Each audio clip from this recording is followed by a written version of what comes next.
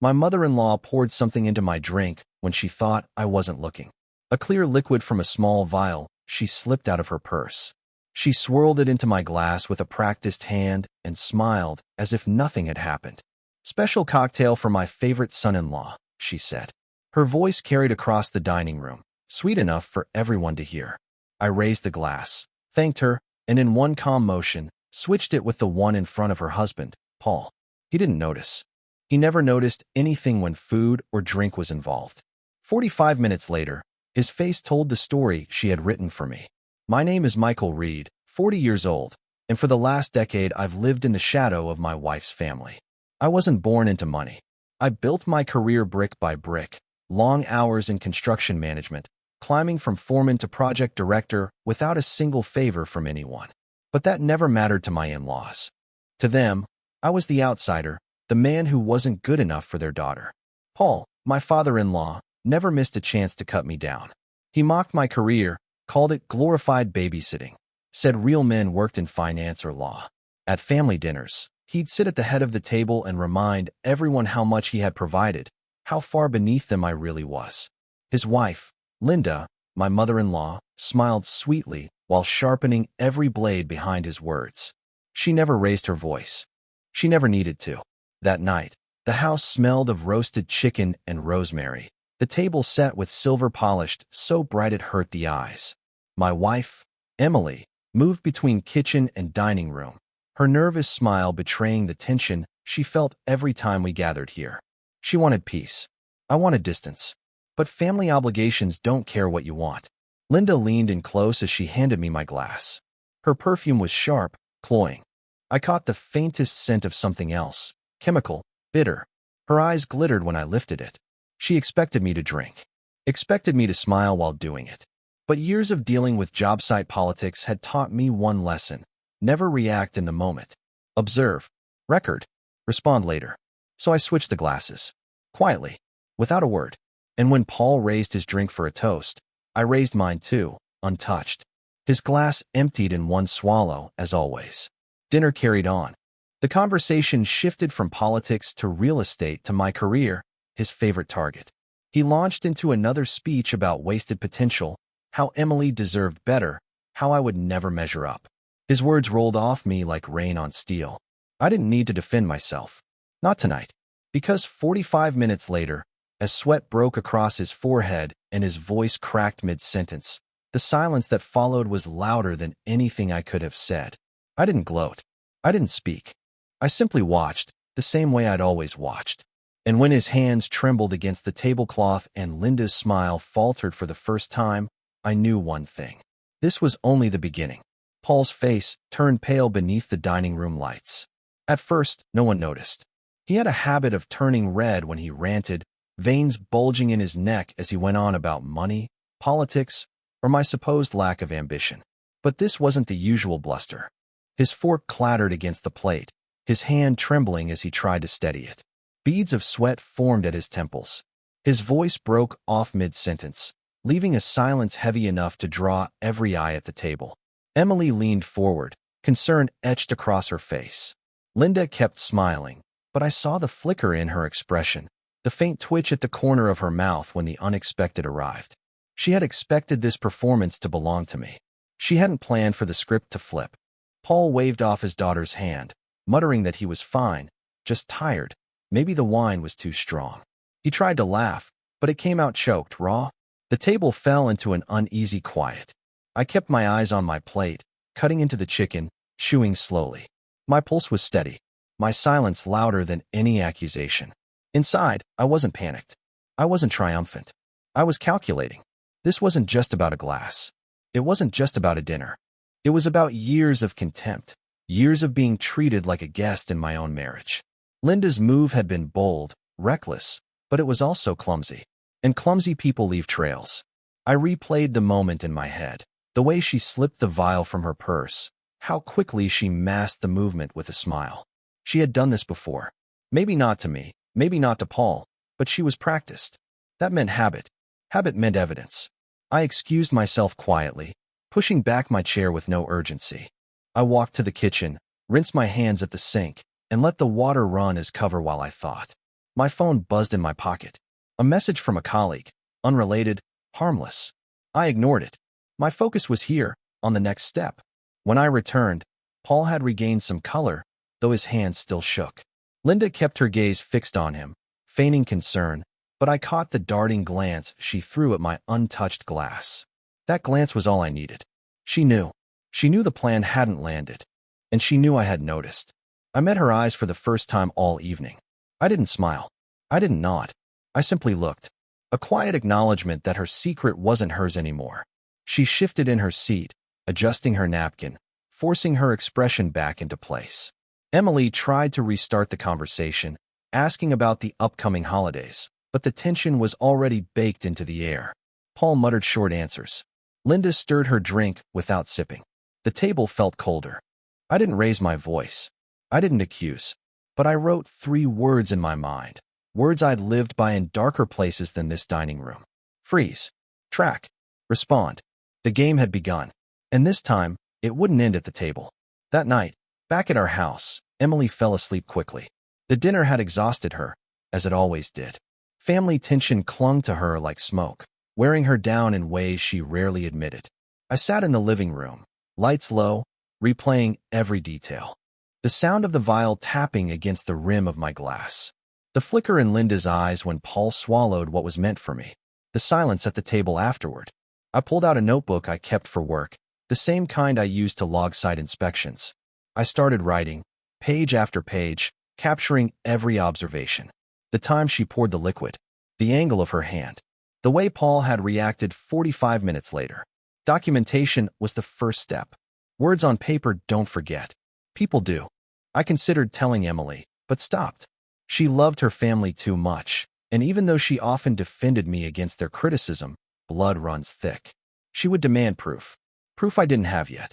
If I came to her with accusations, she'd think I was exaggerating, misreading her mother's intentions. That would only weaken my position. Quiet men don't rush. They wait. The next morning, I checked the trash outside Linda and Paul's house on my way to work. It wasn't hard. The bins were out for collection. In the bottom of a bag, I found an empty vial identical to the one she had used. No label. No markings. Just glass, rinsed but not well enough. I slipped it into a small evidence bag I kept in my truck for worksite samples. Another entry in my notebook. At work, my phone buzzed with messages from colleagues, but I kept my focus narrow. During lunch, I researched suppliers of similar vials. Lab equipment, herbal tinctures, cosmetic kits. Common enough to be overlooked, but specific enough to narrow down sources. If Linda had a habit, it would leave traces beyond one dinner. That evening, Emily mentioned how quiet her father had been since the meal. He claimed he had caught a mild stomach bug, nothing serious. Linda echoed the excuse, her tone light, dismissive. I said nothing. I didn't need to. Her denial was confirmation enough. 3 days later, I stopped by unannounced under the pretense of dropping off tools Paul had lent me months earlier. The house smelled faintly of chemicals, sharp and sour beneath the usual candles Linda burned. While Paul fetched something from the garage, I asked to use the bathroom. On my way, I glanced into the kitchen. A drawer near the sink was slightly open. Inside, I saw a row of identical vials, some empty, some full, each carefully lined up like soldiers. I didn't touch them. I didn't need to. The image was already burned into memory, ready for the next entry in my notebook. Linda smiled when I returned to the dining room, her expression smooth as glass. But her eyes darted to the kitchen, just once, just long enough to tell me she knew the drawer wasn't as closed as she thought. She believed I would stay silent out of fear. She hadn't understood yet. Silence was never fear. Silence was preparation. I didn't confront Linda. Not yet. A confrontation would give her control, force me to play defense. Quiet men don't argue. They document, they prepare, and they strike only when the outcome is already sealed. That week, I started laying the groundwork. Every evening after work, I added more to my notebook. A log of times, places, expressions, and words. Paul's sudden illness. Linda's fleeting glance at the kitchen drawer. The chemical smell lingering in their house. Each detail was a piece of a puzzle she thought she had hidden. At dinner the following Sunday, Linda tested me again. She handed me a drink, a little too eagerly. I accepted it with a polite smile, but while her eyes flicked toward me, I left it untouched. She noticed. I could tell by the tightness in her jaw, the way her fingers drummed the tablecloth. She wanted confirmation that her performance still worked. Instead, she got silence. Silence unsettles people like her. They mistake it for weakness until it begins to press on them like weight. Paul, oblivious as ever, spent the evening criticizing my latest project. He called construction management a job for men who couldn't make it in real industries. His words didn't cut anymore. They were noise, background static. What mattered was how Linda's eyes shifted toward me with every insult he threw. She was waiting for me to crack. But I didn't. After dinner, I excused myself and walked into their den under the pretense of looking at old family photos. In the bottom cabinet, behind stacks of board games, I found another stash, small boxes labeled with codes I didn't recognize, tucked neatly out of sight. I didn't touch them. I just memorized their location, burned the image into my mind. That night, back home, I drew up a 3-step plan. First, gather undeniable proof. Second, expose her in a way that couldn't be denied or spun. Third, do it without ever raising my voice. The opportunity came sooner than expected. 2 weeks later, Emily invited her parents to our house for dinner. Linda arrived with her usual charm, bearing a bottle of wine and a pie from her favorite bakery. As we set the table, I watched her closely. She scanned my kitchen, taking mental notes, as though searching for places to plant something. I gave her nothing. During the meal, I played the role of dutiful son-in-law, asking about her garden, complimenting her pie, ignoring Paul's jabs. But when dessert was nearly finished, I stepped away quietly and returned with 2 small bags. One held the vial I'd recovered from their trash, sealed and labeled with the date. The other held photographs I had taken of the drawer and the stash in the den. I placed them on the counter, just within her view, without a word. She froze mid-bite. Her smile didn't break, but her hand tightened around the fork. She understood immediately. She knew the silence she thought she controlled now belonged to me. I didn't speak. I didn't need to. Her eyes told me everything. Fear, calculation, the dawning realization that I was no longer the target. From that moment on, the balance of power shifted. Quietly, permanently. After that night, Linda's smile changed. It was still there, still polished, but it no longer reached her eyes.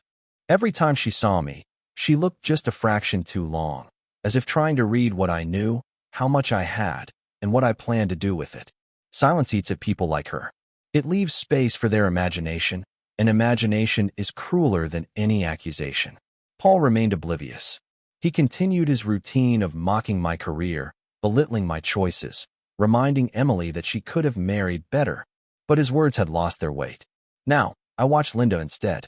She grew restless in her seat, shifting more often, snapping at him when he went too far, trying to steer the spotlight away. Her control was slipping, not because I had exposed her, but because I hadn't. That's the paradox of silence. It forces your enemy to speak. And when they speak, they reveal everything. I began laying traps. Small, subtle. At the next family dinner, I left my glass untouched again, pushing it aside casually, as if by habit. Linda noticed. Her fork hesitated mid-air, her smile faltered, then quickly returned. Another time, I forgot a notebook on their counter, one filled with blank pages. She found it, leafed through it, and when I returned to retrieve it, I saw the relief in her face. She thought she'd outsmarted me. What she didn't realize was that her reaction confirmed she'd been searching for evidence. Meanwhile, I documented everything. Photos of the vials in different positions, timestamps of her movements, careful notes on her expressions. Each entry was another nail in the coffin she didn't know was being built. The turning point came one evening when Emily invited her parents over to our house again. Linda arrived with her usual charm, but this time she brought homemade lemonade instead of wine. She insisted I try it first. Her eyes locked on me as she poured the glass, her smile a little too sharp. I took the glass, lifted it slightly in thanks, and set it on the table untouched.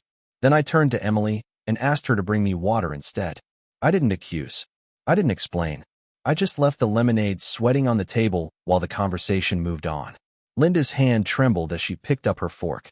Paul noticed nothing, rambling about a golf tournament, but Emily frowned. She had caught the shift, the tension, the silence stretching across the table like wire. Later, after her parents left, Emily asked me if something was wrong. I told her I was just tired. She studied me for a long moment, but didn't press. I knew she felt the crack forming in the facade her mother wore so tightly. That was what I needed. Not a confrontation, not a fight, but a fracture. Because fractures spread. And when they spread far enough, they break on their own. Linda had started the game with poison in a glass. I was ending it with poison in her mind. Silence, fear, and the knowledge that I saw everything. The more silent I became, the louder Linda revealed herself. She began overcompensating, trying too hard to appear warm, generous, motherly. She brought gifts for Emily, praised her cooking, even complimented me in small, forced ways that felt foreign coming from her mouth. To anyone else, it might have looked like reconciliation. To me, it was panic wearing a mask. I knew she was slipping when she started to make mistakes. Small, careless ones. At one dinner, she poured me a drink before anyone else had sat down. Too eager. Another time, she suggested I help her in the kitchen, away from the table, where no one else could see. I declined each time, politely, with no explanation. Declining without excuse is a form of pressure. It tells the other person you see through them, even if you never say the words. Meanwhile, Paul grew frustrated with her sudden shifts in behavior. He accused her of coddling me, asked why she wasn't as critical as before. Their bickering at the table grew sharper, shorter, harder to disguise. Emily noticed. She started asking questions, subtle ones at first, then more direct. I said little. I didn't need to plant suspicion in her mind. Her mother was doing it herself. One evening, after another tense dinner, Linda called me directly. Her voice was honeyed, but there was a crack beneath it. She said she hoped we could clear the air, that she wanted us to have a fresh start. I let her talk. I didn't interrupt. When she finally paused, waiting for my response, I simply told her I appreciated her concern and hung up. The silence on my end was enough to leave her hanging in her own unease. The next family gathering sealed it. We were sitting in their living room, the smell of lemon polish sharp in the air. Paul was in his chair, lecturing me about how men of real ambition didn't waste their lives managing other people's mistakes. Linda sat beside him, her smile stiff, her eyes darting between him and me. She tried to hand me a drink again. I set it down untouched. Paul grew irritated, demanding to know why I never finished what was offered. His voice rose. Emily shifted uncomfortably. Linda jumped in too quickly, saying maybe I wasn't thirsty, maybe I preferred water. Her tone was too sharp, too defensive. Everyone heard it. For the first time, Paul looked at her instead of me. The room fell into an uneasy quiet. I sat back in my chair, steady, calm, while they exchanged a look sharp enough to slice the air. For years, I had been the target. Now, their tension was with each other. And all it took was silence. That night, Emily asked me directly if I trusted her mother. I met her eyes, steady and calm, and said nothing. Silence can be an answer. She turned away, unsettled, but I knew the seed had been planted. Linda had thought poison was her weapon. She hadn't realized silence was mine. By winter, Linda's mask had started to fracture. She still dressed the part of a polished matriarch, every hair in place, her pearls catching the light at every dinner. But her composure cracked in moments she thought no one noticed. Her hands lingered too long on the stem of a glass. Her eyes darted when a question came unexpectedly. Her voice caught when Paul pressed her too sharply. The silence between us had become its own language. She tried to bait me with small talk, soft compliments, questions about work. I gave her polite, measured answers and left long pauses where she expected conversation. Each pause stretched like a rope pulled tighter, and with every one, she grew more unsettled. Paul, meanwhile, grew suspicious of her change in tone. He had thrived on her constant jabs at me, on the united front they once shared in belittling my career. Now, when she softened her approach, he turned his frustration on her. "Why are you defending him?" he demanded one evening after I'd stepped away from the table. I heard it from the hall. Her answer was clipped, her tone sharp. They were unraveling, and they didn't even know I was listening. That night, I left my phone recording on the counter when I excused myself for a call outside. When I returned, I heard enough. Paul pressing, Linda snapping, her voice rising as she told him to drop it. I didn't need the full argument. The tension in the recording was proof enough. They were breaking apart under the weight of their own paranoia. Emily noticed too. She pulled me aside later, her voice low. She said her parents weren't acting like themselves, that something felt wrong in the way her mother looked at me, in the way her father pressed too hard. I listened, nodded, said little. I didn't push her toward any conclusion. I didn't have to. The cracks were already visible, and Emily was seeing them for the first time. 2 weeks later, the breaking point came. Another dinner, another glass pushed toward me by Linda with a smile that didn't reach her eyes. I didn't touch it. Paul snapped. He accused her of being obsessed, of acting strange, of trying too hard. His voice rose, louder than I'd ever heard it in that house. Linda fired back, her words sharp, defensive, raw. Their voices clashed across the table while Emily sat frozen, her eyes wide.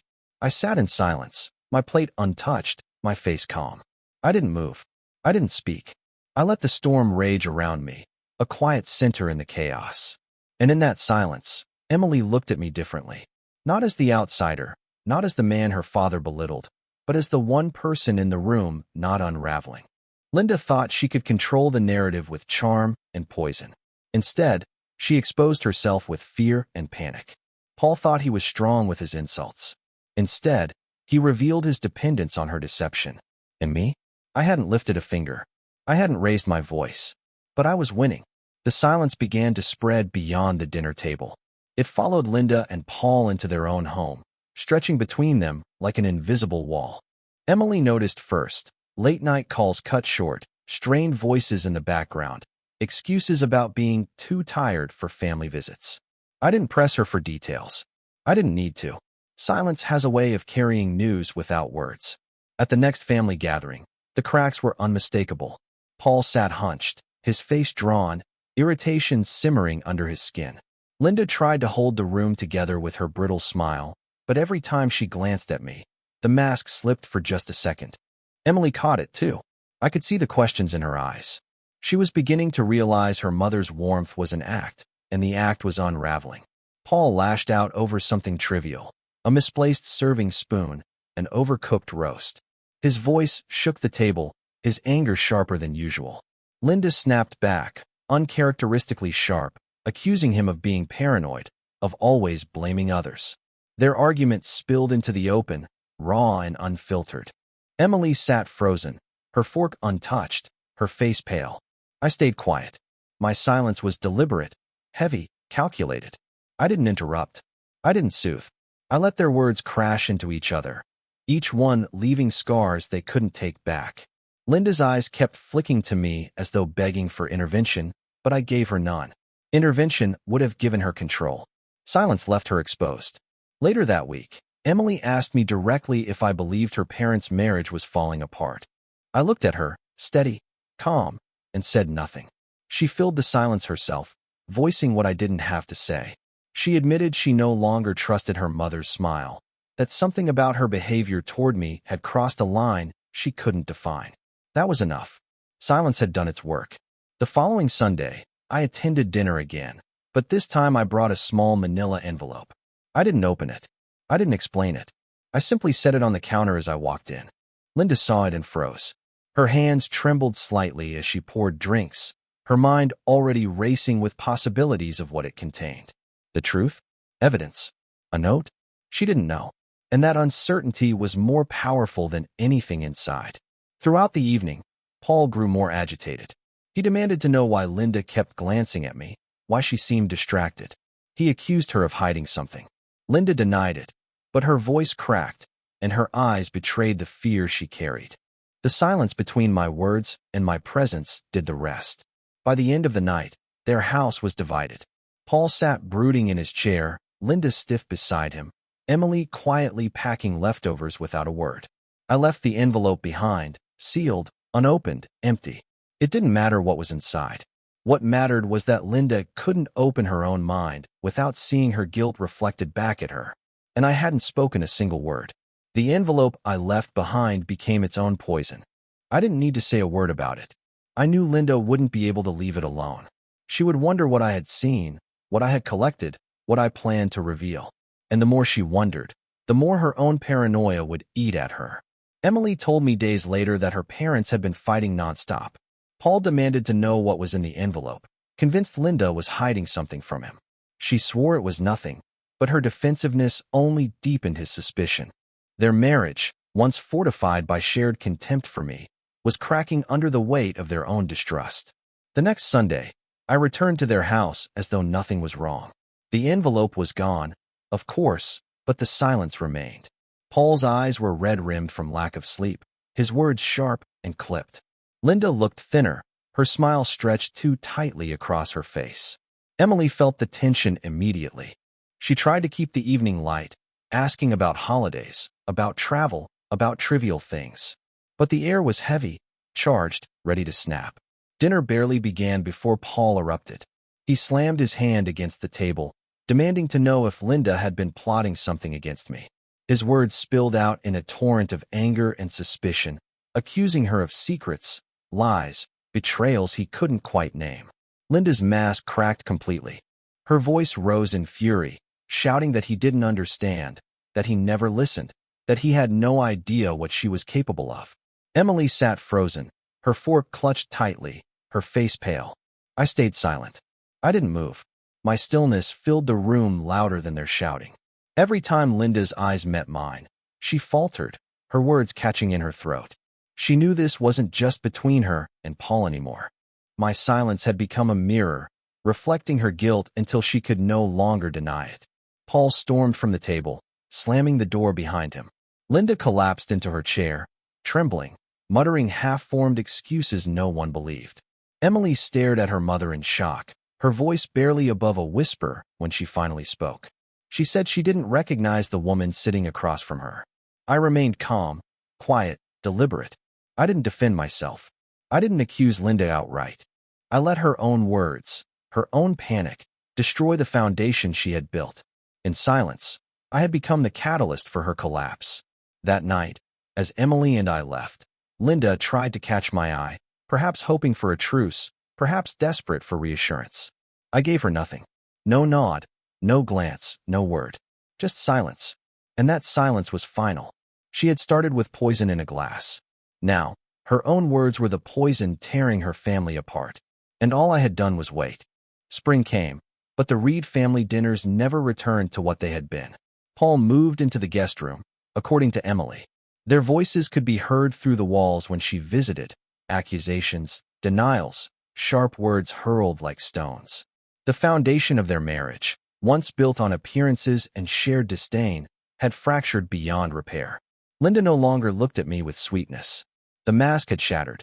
When we did see each other, her eyes carried something closer to fear, the knowledge that I knew too much and had said too little. That silence hung over her heavier than any spoken accusation could have. Paul avoided me altogether. He barely met my eyes, his bravado drained. Without Linda fueling his contempt, his insults dried up. He had built his confidence on her schemes, her whispered venom. Now, stripped of it, he was just a bitter man watching his own house crumble. Emily struggled. She loved her parents, but she couldn't deny what she'd witnessed. The arguments, the strange tension, her mother's faltering explanations. She asked me more than once what I thought had happened, if I knew why they had turned on each other. I stayed quiet. My silence told her enough.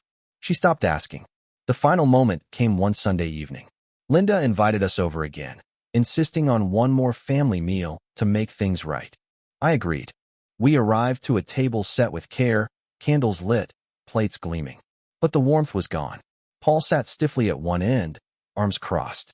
Linda's smile wavered as she poured drinks, her hand unsteady. She slid a glass toward me. I let it sit untouched. Emily noticed. She looked at me, then at her mother, and the truth landed without a word spoken. Linda's face drained of color. She set her fork down, tried to speak, but no words came. Paul stared at her, suspicion sharpening into certainty. The silence stretched until it became unbearable. I didn't raise my voice. I didn't accuse her. I didn't need to. I stood, thanked them for dinner, and left with Emily at my side. Behind us, the silence of that house was deafening. From that night on, invitations stopped coming. Linda avoided me. Paul kept his distance. The family dinners ended not with a confrontation, not with a revelation shouted across the table, but with a quiet, final fracture no one could mend. I had said nothing. I had done nothing but watch, document, and wait. And in the end, silence had done what poison could not. It had dismantled their home, broken their alliance, and left them with nothing but themselves to blame. Some men fight with words, some with fists, some with schemes. I fought with silence. And silence doesn't just win. It endures. What would you have done in my place? If the story hit you, leave a like. And don't forget to subscribe. It only gets stronger from here.